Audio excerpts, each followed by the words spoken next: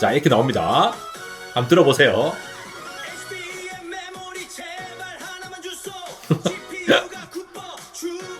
이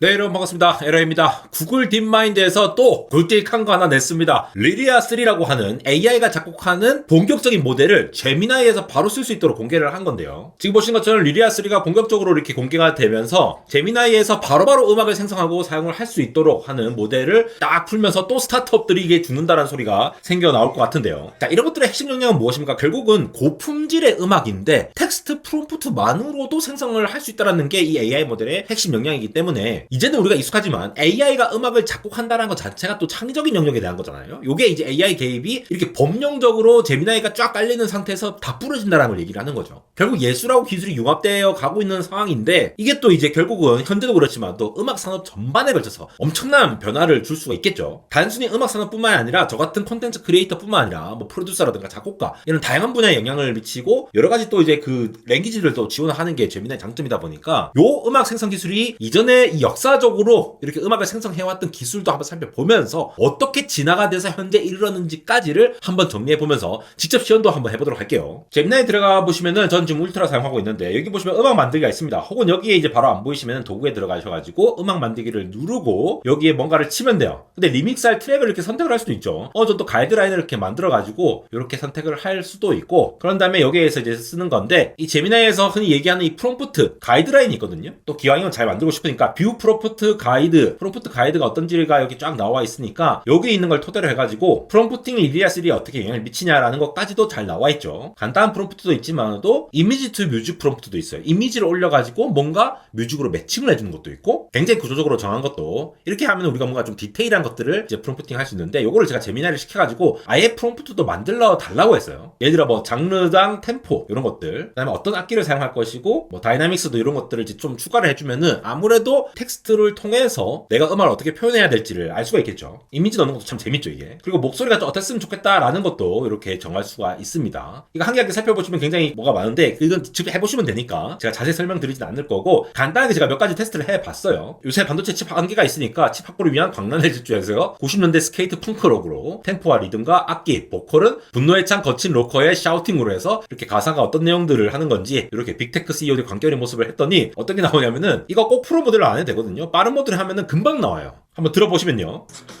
신나죠? 이거 가사가 뭐야? 이렇게 물어보면은 실제로 자기가 말했던 가사도 얘기를 해주고 있어요. 이건 영어로 좀 생각을 했어요. Checkbook flexing for the new tech. AI chip, we are in the mad dash. 막 이러면서 나오는 것들인데 이게 목소리가 너무 이제 자연스러운 수준이니까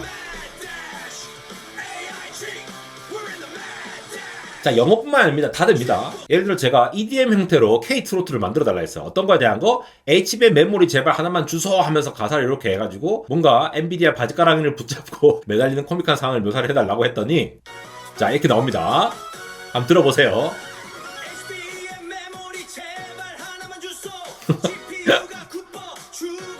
이 맵시라든가 이 형태가 너무 잘 표현돼가지고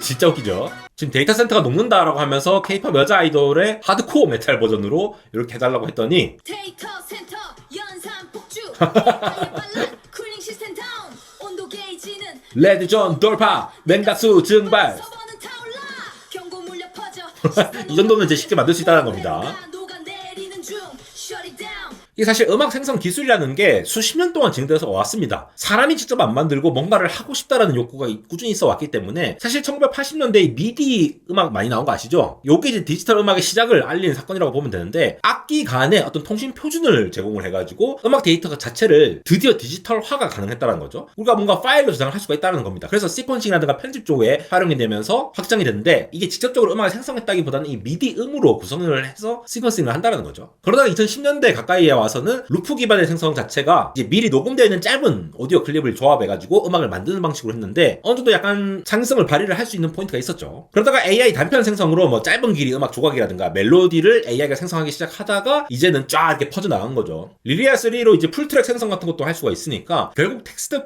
프롬프트대로 내가 원하는 어떤 형태의 방향성을 가지고 얼마나 만족할 만한 음악을 만들 수 있을 것이냐. 근데 이제 완성도가 굉장히 높아지니까 제미나이 구독자들 사용자들을 대상으로 쫙 풀어버리는 거죠. 리리아 3의 핵심이라고 하는 것이 결국은 이제 멀티모달리티 지원하는 디퓨전 트랜스포머 MMDIT라고 부르는데, 이 아키텍처가 결국은 텍스트나 이미지를 이렇게 입력을 받는 거죠. 그러면 이 말 자체가 결국 이 인베딩 되어 있는 이 공간 속에서 텍스트도 토큰화되고 이미지도 토큰화되어 있는데, 얘네들이 잘 매핑이 되었고 오디오 청크로 딱딱딱 매핑이 된다는 거죠. 디퓨전 트랜스포머를 사용을 하기 때문에 동일한 이 공유된 인베딩 공간 속에서 통합되어 갖고 거기에 유사한 형태로 오디오를 잘 생성하는, 기본적으로 구글 같은 경우에는 멀티모달리티를 초기부터 굉장히 강조를 해왔죠. 그도 그렇게 갑자기 오픈AI가 막 치고 나왔지만 또 기술력 자체는 오픈AI가 앞섰다라기보다는 상당히 매크로한 범위, 다양한 범위에서 AI를 다양하게 준비를 하고 있었고, 출시를 어떻게 하지 뭐 하지 이렇게 고민을 하고 있었던 상황이었기 때문에 그랬던 것도 있죠. 그래서 멀티모달리티 같은 것들을 일찍이 좀 잘 적용해 왔기 때문에 또 얘기를 하는 거고, 디퓨전 모델로부터 이거를 복원을 점진적으로 고품질의 오디오를 복원을 하다 보니까 보컬 목소리라든가 악기 소리 같은 것들이 굉장히 고품질로 나오게 된다는 겁니다. 관련해서 제가 강의를 한 게 있습니다. 여기 AI 모델 하나가 대체 어떻게 이렇게 다 쓸까, 글 사진 어디까지 이해할까라는 것들을 나온 게 있으니까 요것도 한번 참고해가지고 들어보시면 되겠습니다. 근데 짧게 말씀드리면 디퓨전 모델이라는 것 자체가 원래 이렇게 파형이 이게 노이즈를 굉장히 섞은 거잖아요. 학습할 때 점점점 노이즈를 섞어가면서 학습을 시켜놓은 다음에 그 역과정을 추론을 하는 형태가 되니까, 인베딩이라고 하는 오디오, 텍스트, 이미지 이런 것들이 다 같이 공통적으로 있는 쉐어드 스페이스 속에서 이 노이즈로부터 점점점 벗겨내가지고 이런 깨끗한 파형을 복원해내는 형태로 그렇게 디노이징을 하는 게 되겠고요. 특히 이 수식 자체가 Rectified Flow 수식이라고 부르는 건데, 이 노이즈를 제거하는 것 자체를 좀 효율적으로 학습을 하도록 따르게끔 한다고 하더라고요. 그러니까 노이즈에서 실제 우리가 유의미한 이 소리로 변화하는 이 데이터잖아요. 이렇게 변환되는 경로를 직접적으로 모델링을 해서 생성 품질을 높였다라고 합니다. 그러니까 최종적으로 48kHz라고 하는, 그리고 스테레오죠, 이렇게 되는 굉장히 고품질의 오디오가 생성이 되니까, 참 이게 인간의 창작 과정이랑 비슷하게 어떤 무형의 아이디어에서 구체적인 결과물을 만들어내는 그런 AI 모델을 딥마인드가 출시를 한 겁니다. 그리고 제미나이에서 사용할 수 있도록 한 거고요. 사실 텍스트에서는 이게 그냥 토큰화가 되어 있으니까 하나하나가 이미 구분이 되잖아요. 근데 음악 같은 경우는 이게 자체가 사실 우리가 디지털라이즈 됐다라고 되어 있어도 사람의 목소리라든가 이런 것들이 다 연속적으로 되어 있는 것들을 쪼개서 구분을 해놔야 되기 때문에, 이런 디스크리트한 정보를 기본적으로 갖고 있는 텍스트하고는 달리 멜로디에서도 JYP님이 좋아하시는 이 화성학이라든가 뭐 리듬이라든가 이런 것들을 굉장히 복합적으로 이 파형으로 표현이 되어 있는 거잖아요. 그래서 이거의 유기적인 연결 관계를 어떻게 토큰화시켜서 서로 어텐션을 잘해갖고 할 거냐, 이런 것들을 어떻게 구성하느냐가 굉장히 핵심이 될 것 같은데, 그런 측면에서 이 음악 생성 자체가 오히려 텍스트보다 좀 더 복잡할 수 있다라는 관점이 있다라는 거죠. 리디아 3가 어떻게 프롬프트로부터 음악을 생성하냐, 결국은 이런 거죠. 장르나 템포, 그 다음에 악기, 보컬, 리릭스, 이런 것들을 핵심 프롬프터로 사용해서, 제가 아까 뷰 가이드에서 여기 나와 있듯이 이러한 기준들을 말하다 보면은 그 인베딩 공간에서 아무래도 믹싱되어 있는 여러 가지 막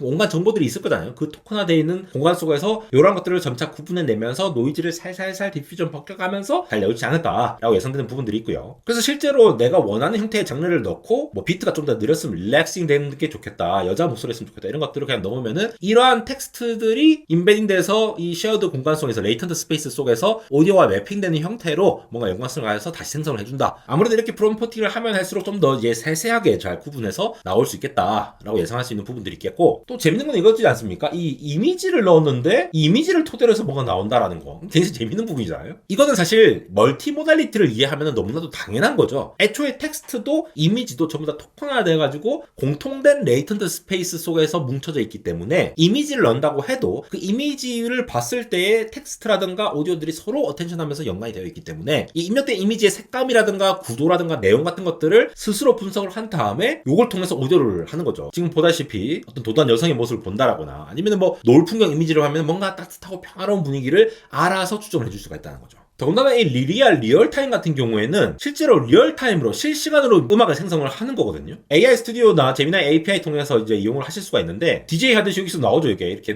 올리고 이런 식으로 조정을 해가지고 어떤 느낌을 줄지를 지금 화면으로 표시되는 거 보이시죠? 바로 재생해 보면은 하나, 둘, 2초 만에 나와요. 근데 이걸 조정을 하면은 조정을 한 대로 실시간으로 인터랙티브하게 마치 제가 DJ 된 것처럼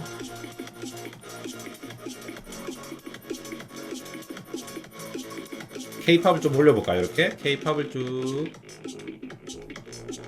하고 이렇게 올리면은 즉각적으로 반응하는 뭔가를 만들어준다.